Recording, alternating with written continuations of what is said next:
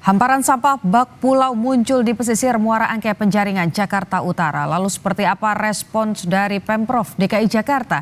Kita sudah bergabung dengan staf khusus Gubernur dan Wakil Gubernur DKI Jakarta, Chiko Hakim. Bang Chiko, selamat siang. Ini tadi kita sama-sama mendengarkan bahwa ada keluhan dari nelayan, ada sampah, hamparan sampah yang muncul bahkan seperti pulau begitu di pesisir Muara Angke. Dari Pemprov sendiri apakah sudah meninjau langsung ke lokasi? Yang pasti Dinas Lingkungan Hidup selalu memantau dan juga melakukan pembersihan dalam beberapa hari terakhir, setiap minggunya juga. Dan ini seperti tadi di awal Putu sudah sampaikan bahwa tumpukan ini bukan hanya terjadi baru-baru saja, tapi sudah puluhan tahun. Artinya kita tahu bahwa ini adalah sampah yang terbawa dari 12 sampai 13 sungai di Jakarta yang bermuara ke laut. Terutama mereka sampah ini semakin mengalir akibat dari juga banjir kiriman dari Jawa Barat. Nah, fenomena musim angin barat dan arus laut yang mengumpulkan sampah ini juga terjadi di Teluk Muara Angke. Jadi memang banyak pengaruhnya. Tapi yang utama tentunya kita ketahui dan kita harus sadari bersama dan mengakui bahwa ini adalah juga dampak dari ketidaktertiban dari masyarakat untuk tidak membuang sampah sembarangan ya. Bukan hanya di warga Jakarta tapi juga warga di luar Jakarta, karena sungai ini juga asalnya bukan hanya dari melintasi wilayah Jakarta. Dan ke depan tentu banyak hal yang akan dilakukan oleh Pemprov DKI Jakarta selain mengupayakan untuk bisa mengangkut sampah ini dan kemudian membuangnya di tempat yang memang diperuntukkan untuk tempat pembuangan akhir. Tapi juga harapan kami yang tentunya selama ini juga tidak henti-hentinya mencoba mensosialisasikan dan juga mengedukasi masyarakat untuk kemudian hidup bersih. Apalagi sekarang kita juga memang sedang darurat sampah dalam tanda kutip akibat keterbatasan Bantar Gebang untuk bisa menerima sampah-sampah buangan dari Jakarta. Kita harapannya memang masyarakat mulai satu membuang sampah pada tempatnya, yang kedua kemudian juga memilah, dan ini menjadi tantangan bagi kota kita yang tercinta ini. Oke, Mas Chiko, kalau bicara soal sampah apalagi yang kemudian berakhir di laut, ini kan kita harus lihat bukan hanya yang di lautnya saja, tapi dari khususnya masyarakat ataupun juga warga yang tinggal misalnya di bantaran kali, sungai, sampai dengan yang ada juga di wilayah terdampak seperti di Muara Angke.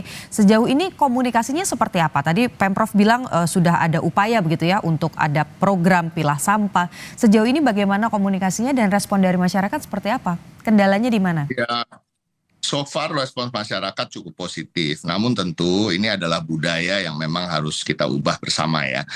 Saya tidak berusaha untuk menyalahkan siapapun atau pemerintahan di era siapapun, tapi ini sudah terjadi cukup lama dan masih terjadi sampai hari ini. Itu juga mengapa terkait dengan pengelolaan sampah, terkait dengan hal-hal yang sifatnya bagaimana bisa mengurangi sampah turun ke kali atau ke sungai, itu juga tergantung juga terhadap kebijakan terkait dengan normalisasi misalnya. Kami ingin mengapa memilih normalisasi, tentunya yang pertama untuk memindahkan saudara-saudara kita merelokasi, dan supaya mereka juga secara sukarela merelokasikan dirinya ke tempat-tempat yang lebih baik untuk tempat tinggal seperti rumah susun yang tentunya juga sudah kami sediakan, dan ini untuk mengurangi bagaimana sampah-sampah bisa terbuang ke sungai dan lain-lain. Dan hal ini tentunya juga dilakukan untuk melebarkan sungai misalnya, dan juga mengurangi dampak yang bisa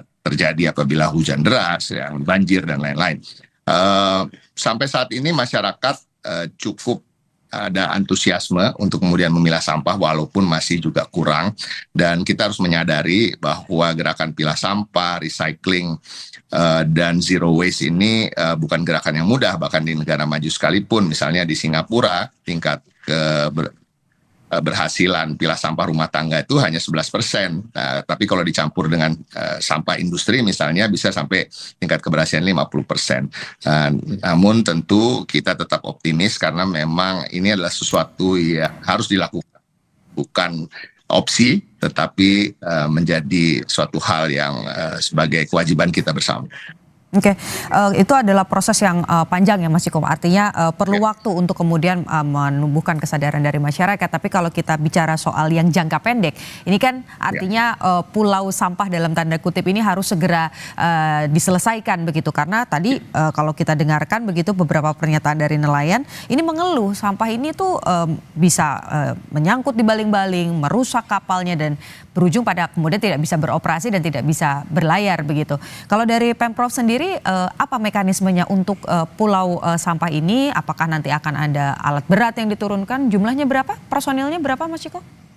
Pasti. Jadi gini, pembersihan rutin oleh Dinas Lingkungan Hidup sebenarnya sudah dilakukan dan tentunya juga oleh Sudin Lingkungan Hidup di Jakarta Utara maupun Kepulauan Seribu untuk kemudian mengerahkan kapal, sampah, alat berat dan truk untuk angkut sampah dan tentunya koordinasi dengan nelayan juga dilakukan dan komunitas tempat misalnya komunitas mangrove Muara Angke karena kita tahu dan wilayah Muara Angke ini adalah wilayah mangrove dan untuk itu terkait dengan jangka menengahnya misalnya, ya kita sudah saya sampaikan tadi terkait dengan normalisasi sungai dan pengerukan, program pemilahan sampah dari sumber. Tapi artinya karena memang tadi seperti Putu di awal sudah sampaikan, ini bukan terjadi 1, 2, 3 tahun ke belakang, tapi sudah terjadi puluhan tahun sehingga bisa membentuk seperti sebuah pulau. Tentunya bukan hal yang mudah, tetapi tentu yang utama bagi Pemprov DKI Jakarta adalah untuk bagaimana menjaga keseimbangan di mana para nelayan untuk tetap bisa bekerja dan tidak menyulitkan mereka dan ini yang kita butuhkan tentunya koordinasi yang lebih intens lagi dengan masyarakat setempat atau para nelayan dan juga komunitas setempat sehingga kita tahu walaupun memang tidak bisa diselesaikan dalam waktu yang singkat tetapi prioritas-prioritas di mana sampah-sampah itu yang betul-betul harus segera diangkut dan segera dibawa ke tempat lain dan ini yang menjadi tantangan bersama dan mudah-mudahan dalam waktu dekat Dinas LH akan melakukan koordinasi dan tentunya bagaimana supaya jalur-jalur nelayan ini tetap terbuka sambil tentu mencoba mengurangi jumlah tadi sehingga bentukan seperti pulau itu bisa kita hilangkan mungkin tidak dalam waktu dekat tapi tetap bisa dilakukan secara bertahap. Oke, artinya kompensasi atau solusi sementara bagi para nelayan yang perahunya rusak dan kemudian tidak bisa berlayar, ini masih harus menunggu hasil dari kunjungan KLH atau memang sudah ada rencana yang disiapkan oleh Pak Gubernur ataupun juga Pak Wagub? Mungkin terkait dengan kompensasi nanti akan dibicarakan ya, tapi ini belum menjadi hal yang prioritas. Yang utama bagi kami adalah bagaimana tentunya menghilangkan sampah tersebut. Jadi dengan atau tidak adanya permasalahan dengan nelayan, tentunya apapun itu sampah tidak layak berada di laut. Dan kita harus memahami itu ya, karena bukan hanya terkait dengan lalu lintas traffic nelayan, tapi juga pencemaran terhadap laut kita yang tentunya di situ juga banyak yang kita gunakan air laut yang kita harapkan menjadi bersih. Tetapi tentu ini akan kita pikirkan dan mitigasinya akan kita lakukan segera.